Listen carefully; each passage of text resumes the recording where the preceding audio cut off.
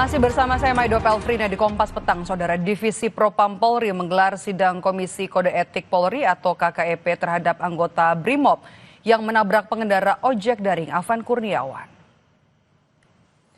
Sidang digelar untuk Komandan Batalion Danyon Resimen 4 Kor Brimob Polri, Kompol Kosmas Kagae. Dalam kasus Afan, Kosmas berada di dalam rantis dan duduk di samping Basat Brimob Polda Metro Jaya Bribka Rohmat, sopir kendaraan taktis yang menabrak korban. Hingga informasi ini dibuat Saudara, sidang etik masih berlangsung.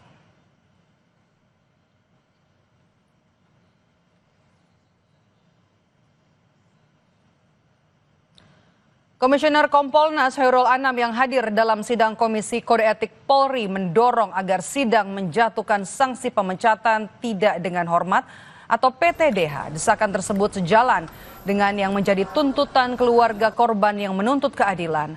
Anam juga meyakini sidang etik tidak akan berlarut-larut lantaran bukti digital sudah cukup kuat untuk menjerat pelanggaran etik dalam kasus yang menewaskan Afan.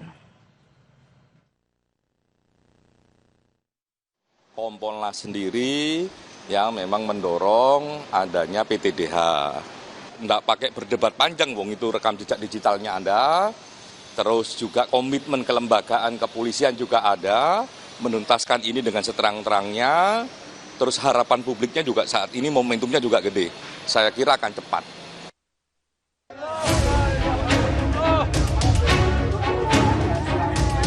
Brutalitas oleh aparat yang dilakukan kepada kawan-kawan kami di masyarakat dan juga di mahasiswa yang ada di seluruh penjuru Indonesia.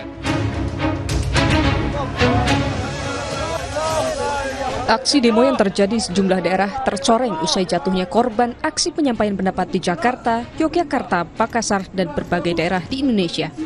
Komnas HAM mencatat 10 orang kehilangan nyawa dalam aksi demonstrasi. Berbagai penyebab diselidiki termasuk dugaan kekerasan oleh aparat. Sejauh ini tercatat setidaknya 10 orang korban meninggal dunia, di mana beberapa di antaranya diduga kuat karena mengalami kekerasan dan penyiksaan oleh aparat. Ini masih kami selidiki, dan penyebab-penyebab yang lainnya. Kemudian yang mengalami penangkapan sewenang-wenang juga cukup banyak angkanya, sedang dikonsolidasikan di Komnas HAM. Yang mengalami luka-luka juga cukup besar datanya di berbagai wilayah di seluruh Indonesia. Perhimpunan Bantuan Hukum dan Hak Asasi Manusia (PBHI) menyayangkan aparat menyamakan penindakan kepada massa pendemo yang murni menyuarakan aspirasi dengan penyusup yang mencederai aksi demo. Maka tentu ada kelompok-kelompok pro-demokrasi, mahasiswa, masyarakat yang menuntut haknya untuk lebih baik lagi, itu merasa dipersalahkan, merasa dianggap bahwa mereka bagian dari makar. Padahal tidak demikian, makanya saya katakan mapping mana yang perlu mana yang bukan itu penting. Kalau mengatakan bahwa ini ada demonstrasi yang disusupi, maka siapa yang menyusupi itu tidak pernah dijawab. Sementara itu, penasihat ahli Kapolri meyakini ada penggerak dari para pelaku perusakan, sehingga perlu antisipasi dari kepolisian. Namun antisipasi yang lebih besar dari Polri bukan untuk memberangus kebebasan.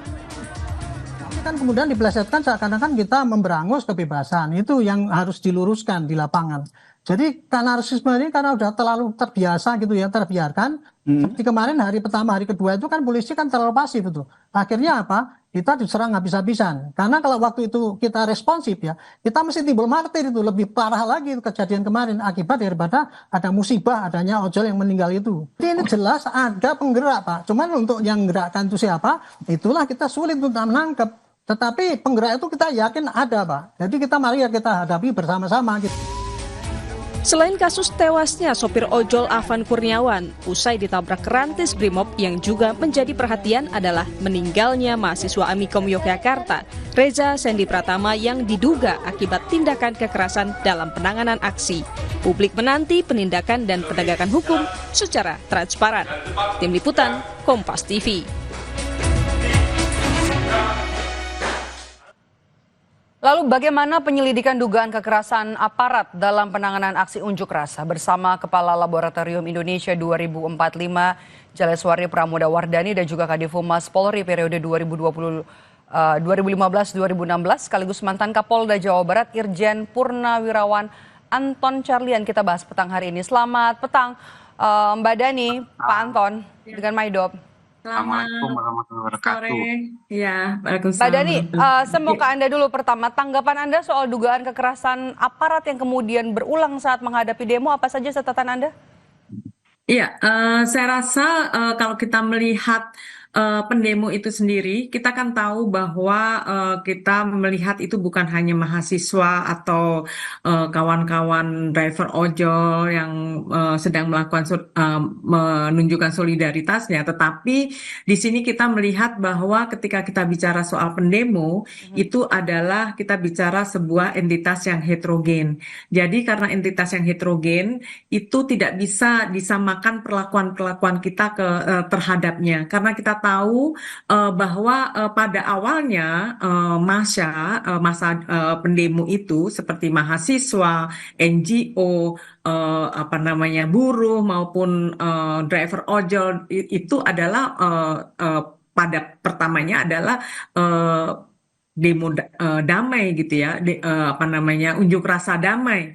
Tetapi kemudian ini kan kemudian ada eskalasi karena dipicu oleh meninggalnya driver ojol itu kan setelahnya, dan itu menggeser isu-isu yang terkait dengan kebijakan kemudian menjadi isu-isu soal keadilan, menuntut keadilan, soal kekerasan yang dilakukan oleh aparat dan lain-lain, sehingga kita tahu bahwa kemudian hari yang itu tanggal 25, setelah itu kan eskalasi meningkat, dan di situ pendemo sudah kalau kita bicara soal disusupi, itu sudah bukan lagi murni yang pendemo yang di awal-awal itu gitu, sehingga apapun itu menurut saya demonstrasi atau unjuk rasa itu kan harus kita perlakukan sebagai ekspresi atau bentuk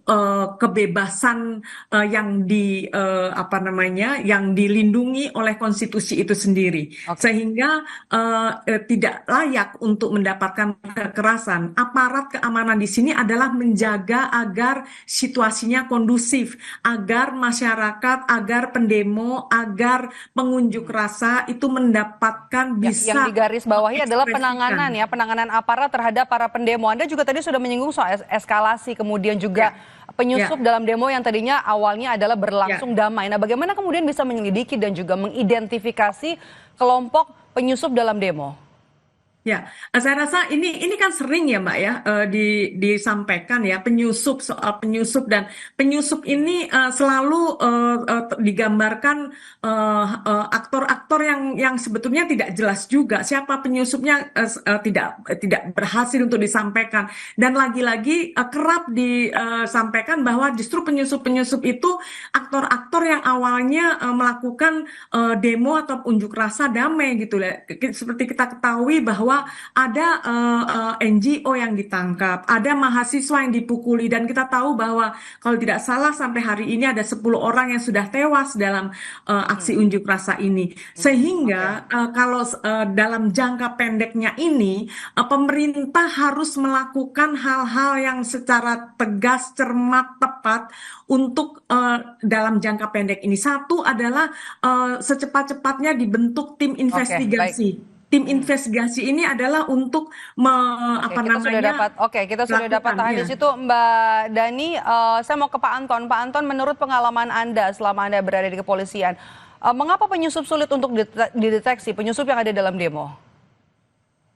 Ya, karena saat itu kan justru pendemonya itu jadi kompleks. Nah, sementara penyusup-penyusup itu kan memanfaatkan situasi dan membuat trigger. Di dalam salah satu teori demo, kita juga pernah jadi ya unjuk rasa, menyampaikan aspirasi, ada yang disebut trigger. Nah, ketika trigger terjadi, situasi ini sudah berubah.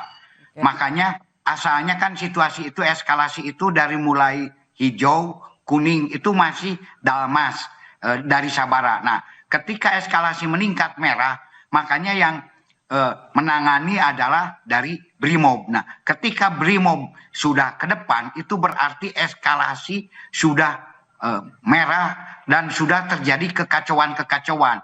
Nah, di mana di sini para penyusup itu sulit ditangkap karena tersebar banyak. Dan salah satu bahwa ini walaupun pro dan kontra, tetapi saya berdasarkan pengalaman ini demo ini ditunggangi. Ciri-cirinya apa? Ketika ditunggangi itu. Satu, ketika sudah terjadi pengerusakan. Kedua, adanya bom molotov. Ketiga, adanya penjarahan. Karena demo yang murni, khususnya para adik-adik mahasiswa itu, tidak pernah melakukan hal-hal yang bersifat melawan hukum. Nah, justru ini, disinilah kita tahu bahwa ini ada penyusup.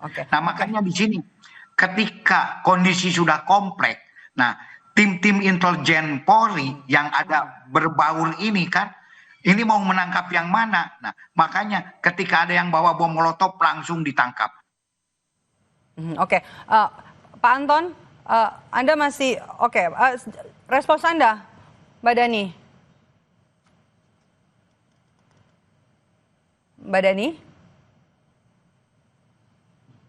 Sepertinya kita juga mengalami kendala komunikasi. Kami coba perbaiki hubungan komunikasi kami dengan Jales Wari Pramoda Wardani dan juga Anton Carlian. Usut tuntas dugaan kekerasan penanganan demo yang jadi topik kita kali ini. Demo yang tadi juga disebut sebelumnya juga berlangsung damai, kemudian disebut ada penyusup yang kemudian membuat demo yang terjadi di sejumlah daerah di tanah air pada tanggal 28 Agustus hingga awal September ini berujung ricuh.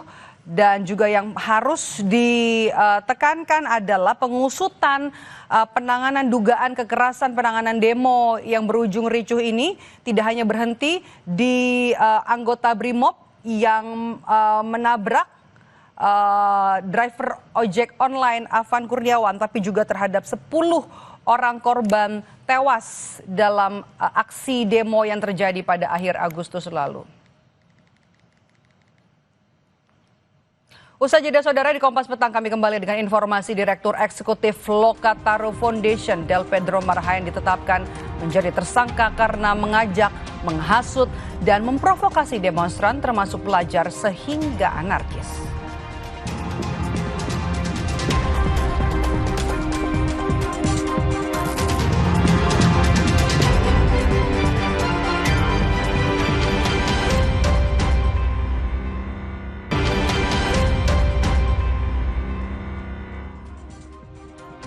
Kembali di Kompas Petang, saudara. Direktur Eksekutif Lokataru Foundation Del Pedro Marhain ditetapkan sebagai tersangka karena diduga mengajak, menghasut, dan memprovokasi demonstran termasuk pelajar sehingga anarkis.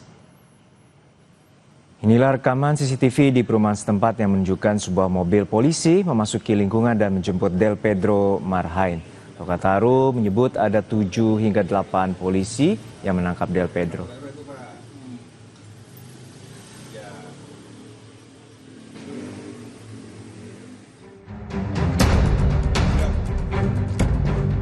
Polda Metro Jaya menetapkan Direktur Lokataru Foundation Del Pedro Marhain usai membuat hasutan untuk mengajak terlibat aksi anarkistis, termasuk melibatkan pelajar dan anak-anak.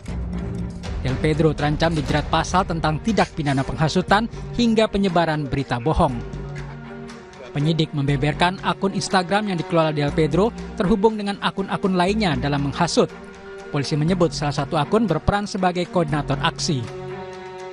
BPP itu yang terhubung dengan akun-akun ekstrim yang memberikan ajakan seperti yang tadi sebelumnya, seperti itu, pengrusakan, kemudian bom molotov, itu ada hubnya dari akun BPP.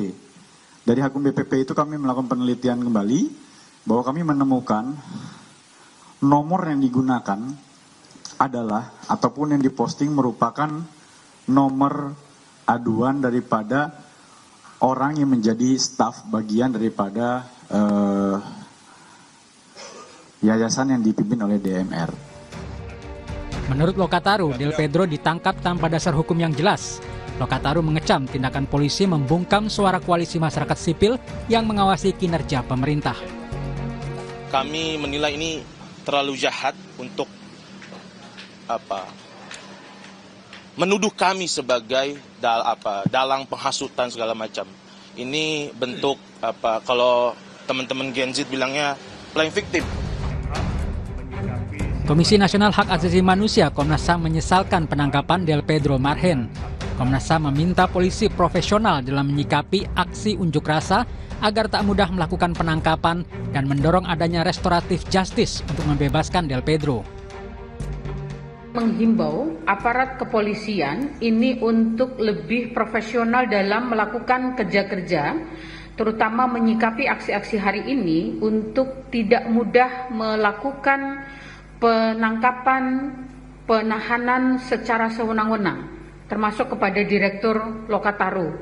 Karena kami khawatir bahwa kebebasan berpendapat, berekspresi yang dijamin di dalam konstitusi dan undang-undang hak asasi manusia, ini kemudian dalam implementasinya, dalam pelaksanaannya, berbenturan dengan regulasi yang lain, terutama undang-undang ITE, yang selama ini selalu menjadi tantangan kita.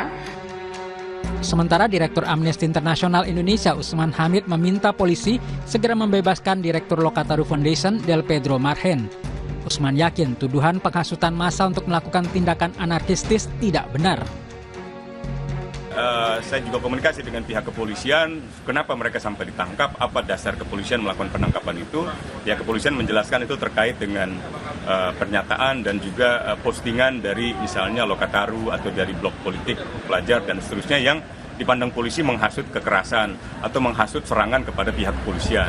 Nah, saya masih mempelajari itu postingan-postingan itu, tapi saya menyarankan kepada pihak kepolisian untuk membebaskan segera, karena saya tidak percaya bahwa mereka, orang seperti Del Pedro atau orang seperti misalnya Syahdan, benar-benar ingin memprovokasi masyarakat atau rakyat untuk menyerang pihak kepolisian.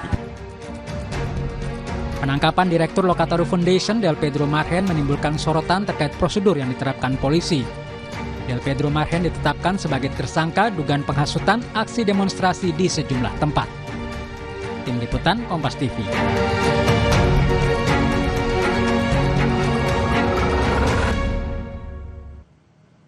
Polisi menetapkan Direktur Lokataru Foundation Del Pedro Marhen Rismansyah sebagai tersangka karena diduga membuat ajakan aksi anarkistis. Polisi mengatakan peran Del Pedro adalah melakukan kolaborasi di akun medsosnya untuk menyebarkan ajakan terkait demo. Ajakan itu berisi agar pelajar tidak takut untuk melakukan aksi. Untuk membahasnya kita telah terhubung dengan Guru Besar Universitas Bayangkara, Prof. Hermawan Sulistyo atau Prof. Kiki, dan juga kuasa hukum Del Pedro Marhen, Ma'ruf Bajamal. Selamat petang Bapak-Bapak, semoga dalam kondisi sehat selalu. Kita sapa terlebih dahulu Pak Ma'ruf. Mas Ma'ruf, untuk saat ini Del Pedro telah ditetapkan sebagai tersangka penghasutan, dan sebenarnya dalam kronologi persiapan aksi dan juga tudingan bahwa Del Pedro melakukan penghasutan itu seperti apa yang bisa Anda sampaikan?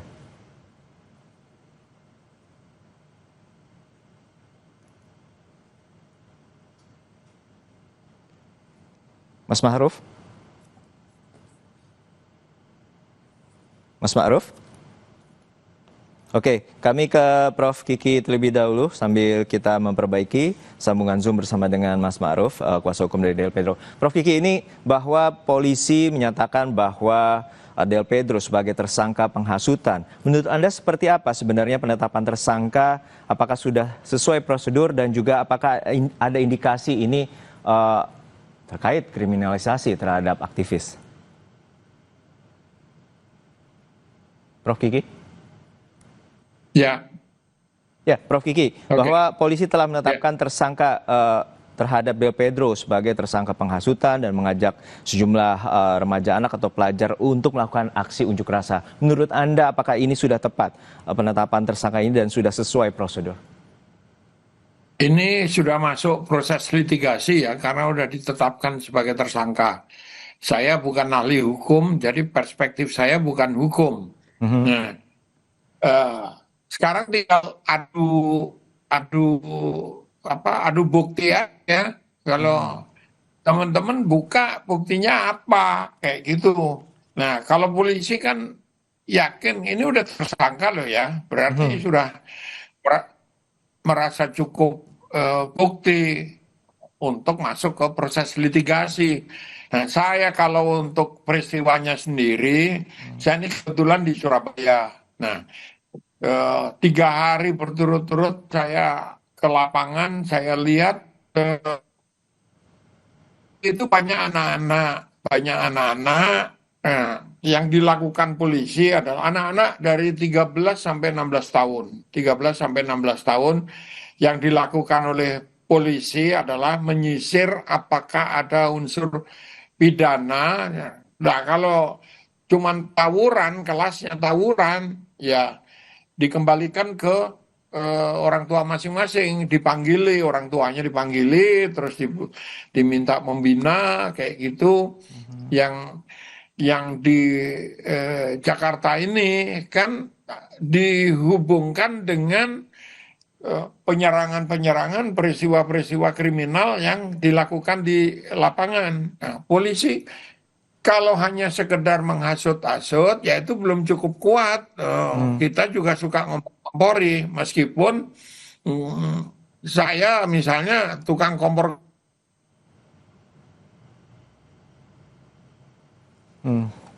Oke, tampaknya kami mengalami gangguan teknis dengan Prof. Kiki.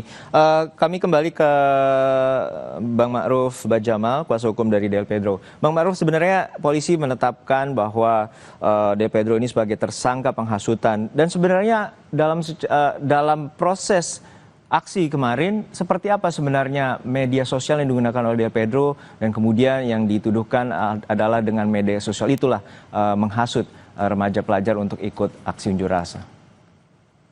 Ya, terima kasih. Ini atas kesempatan yang bagus ya juga untuk kami klarifikasi terkait dengan bukan hanya secara substansi kasusnya, tapi prosedur penetapan dan penangkapan yang dialami oleh klien kami ya. Sebelum saya menjawab terkait postingan tersebut, jadi peristiwa penangkapan kepada klien kami itu ya pada intinya jika memang penegakan hukum ini dilakukan sesuai dengan prosedur, dijalankan sesuai dengan due process of law, kami akan hormati. Akan tetapi jika ada penyelewengan dan pelanggaran-pelanggaran terhadap itu, tentunya ini tidak sejalan dengan konsep negara hukum Indonesia. Nah, atas dasar itu kami mencermati bahwa ada kejanggalan dalam proses hukum yang dialami oleh klien kami. Pertama adalah klien kami ketika itu ditangkap tanpa terlebih dahulu diperiksa sebagai saksi. Padahal klien kami ini tidak tertangkap tangan sedang melakukan tindak pidana. Itu yang pertama. Kemudian yang kedua, proses penangkapan itu dilakukan tanpa ada penjelasan yang utuh, yang lengkap kepada klien kami, sehingga klien kami ini bisa mengerti apa tuduhan yang kemudian disangkakan kepada dirinya. Nah, akan tetapi tanpa penjelasan yang baik itu, klien kami langsung dibawa ke markas Polda Metro Jaya, lalu kemudian baru di sana diperiksa dan kami baru mengetahui. Jadi tuduhannya itu bukan hanya soal pasal penghasutan. Jadi ada beberapa pasal yang dikenakan kepada klien kami. Pasal penghasutan itu menyangkut dengan pasal 160 KUHP. Terus kemudian ada juga Undang-Undang Perlindungan Anak di situ. Kemudian juga ada Undang-Undang Informasi Transaksi Elektronik dalam sebagaimana dimaksud pasal 45 ayat 3 Junto 28 ayat 3 Undang-Undang ITE terkait dengan berita bohong yang menimbulkan kerusuhan. Nah, mencermati ini adalah memang substansi utamanya adalah terkait dengan postingan atau flyer yang kemudian dipermasalahkan oleh pihak penegak hukum, dalam hal ini adalah penyidik dari Polda Metro Jaya. Nah, itu yang kemudian jadi substansinya. Akan tetapi bagi kami tentunya substansi dari materi atau postingan tersebut sebenarnya tidak ada unsur-unsur yang kemudian bisa dipandang atau dianggap melawan hukum. Nah, tadi juga sudah dijelaskan di awal oleh Prof. Kiki ya, itu sangat baik sekali gitu. Kalau menghasut hanya sekedar menghasut yang tidak clear, artinya tidak sampai mengarah kepada suatu perbuatan yang konkret, itu menimbulkan suatu tindak pidana, nah, itu harusnya tidak dapat dikenakan atau diancam oleh hukuman atau sebagaimana pasal 160 KUHP. Saya mau sedikit menanyakan bahwa terkait dengan pasal perlindungan anak bahwa tidak ada unsur paksaan, tidak ada unsur eksploitasi. Karena pada dasarnya di Undang-Undang Perlindungan Anak yang menyalahi aturan adalah unsur paksaan dan juga perekrutan ataupun juga eksploitasi terhadap anak untuk melakukan unjuk rasa. Apakah itu ada di media sosial yang tadinya dituduhkan oleh pihak kepolisian ataupun sebagai penetapan tersangka ini? Ya, Ya, tentunya berdasarkan penilaian kami itu tidak ada ya. Klien kami tidak punya kapasitas dan tidak dalam rangka melakukan eksploitasi, apalagi mempengaruhi individu-individu tertentu gitu. Nah, ini yang perlu saya sampaikan ya dalam kesempatan ini, bahwa dalam hukum pidana tuh ada yang namanya lex serta, lex stricta, dan lex scripta. Jadi dia harus jelas, dia harus tegas, dia harus tertulis. Artinya apa? Harus jelas ini hubungan antara sebab dan akibat dari perbuatannya. Nah, dalam konteks ini kan pasalnya yang dikenakan pada intinya semuanya menyangkut dengan delik material. Artinya ada akibat nyata yang konkret yang terjadi. Dan akibat itu disebabkan oleh perbuatan dari klien kami. Baik, kami tangkap poinnya. Baik, saya ke Prof. Tapi itu tidak sepenuhnya benar, karena banyak faktor yang terjadi jika memang polisi mencoba mengkonstruksikan bahwa terjadi kerusuhan disebabkan oleh perbuatan atau perlakuan dari yang dilakukan oleh klien kami. Baik, saya ke Prof. Kiki. Prof. Kiki, bahwa kalau dalam perspektif media sosial itu artinya luas secara umum, siapapun dapat mengakses, dan ini merupakan tersangka Del Pedro disebut sebagai melakukan upaya penghasutan terhadap remaja pelajar. Dan ini dalam pasal tersebut juga tidak disebut ataupun pidana akan termasuk terkait dengan pemaksaan, perekrutan, dan juga adanya eksploitasi. Nah, dalam pandangan Anda seperti apa sebenarnya term atau terminologi penghasutan ini yang digunakan oleh pihak kepolisian? Nanti masuk wilayah abu-abu. Apa wilayah abu-abu? Tadi Ma'ruf memang sudah menyebut apakah ada hubungan sebab akibat antara penghasutan itu dengan tuduhan penghasutan itu dengan kejadian rusuh. Nah, tetapi juga wilayah abu-abunya adalah apakah kalau ada demo kemudian gara-gara penghasutan itu dalam tanda petik ya, kemudian anak-anak itu ikut terlibat, gerondong ikut geruduk-geruduk itu, ya inilah yang perlu dibuktikan. Ada digital forensik yang bisa dilakukan, tapi menurut saya juga harus dilihat di lapangan.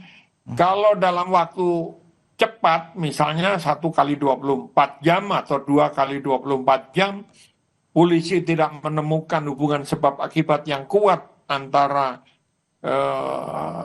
tuduhan itu dengan kejadian perkaranya, ya harus dilepas. Itu namanya restoratif justice. Tetapi kalau ada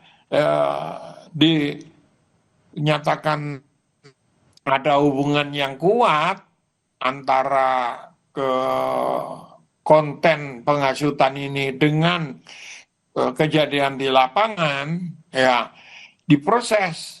Masalahnya kalau ke arah sana diproses, pasti polisi dihujat lagi, karena tidak menerapkan restoratif justice, tidak menerapkan pembinaan untuk anak-anak dan segala ringan. Nah, kita lihat waktu hanya 1 kali 24 jam apa yang dimiliki polisi sebagai bukti dan apa yang harus ditolak oleh lawyer. Ya, artinya Anda menyatakan bahwa kalau delik terkait dengan penghasutan ini dalam artian sangat lemah ya? Ya belum tahu karena dia harus membuktikan, kan baru ditangkap, diproses, belum dibuka ke ruang publik. Apakah ada hubungan antara yang Ma'ruf bilang itu tadi, antara kejadian perkaranya dan penghasutannya gitu. Baik. Kalau nggak ada ya harus dilepaskan secepatnya gitu. Ya, baik.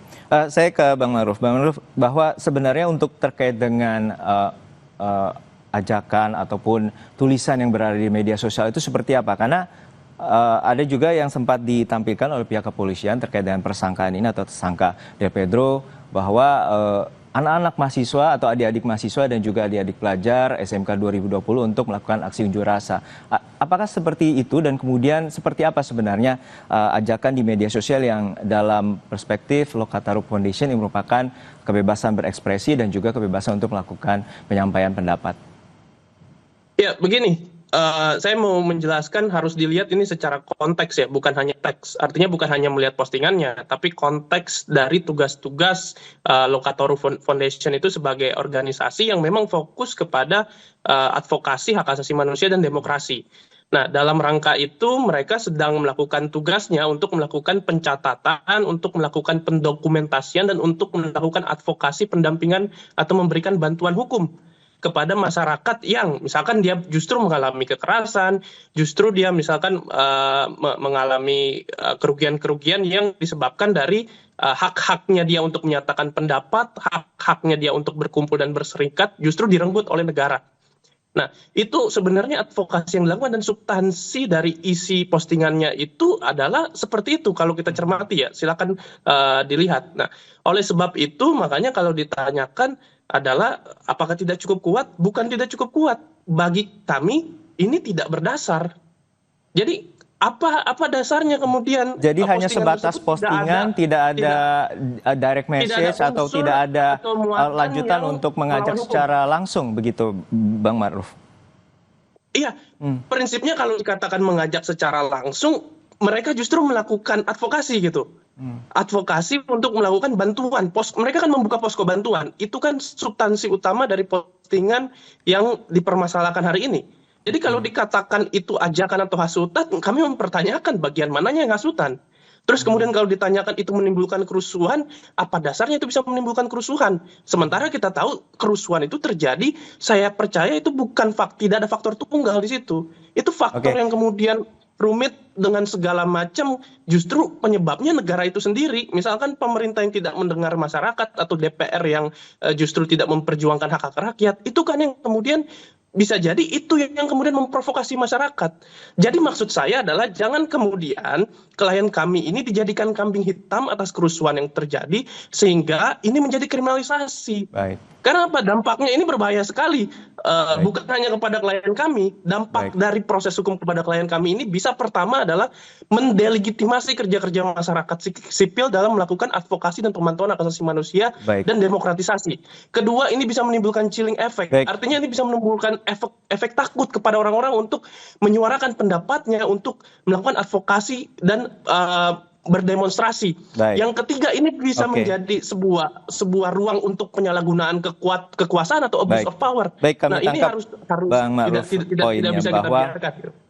kita harapkan polisi bertindak profesional, dan tadi berdasarkan Prof. Kiki menyatakan bahwa harus ada restoratif justice bila pembuktian ini dirasa minim, dan juga tidak ada lagi kriminalisasi terhadap aktivis yang tengah menyuarakan pendapat, dan juga para demonstran dapat dibebaskan. Terima kasih Prof. Kiki atas perspektifnya, dan juga Bang Ma'ruf Bajamal telah bersama kami di Kompas Petang. Usai jeda, Saudara, Presiden Prabowo bertolak ke Beijing, Tiongkok untuk memenuhi undangan Presiden Tiongkok Xi Jinping. Kunjungan kerja luar negeri ke Tiongkok sempat dibatalkan karena situasi keamanan di Indonesia.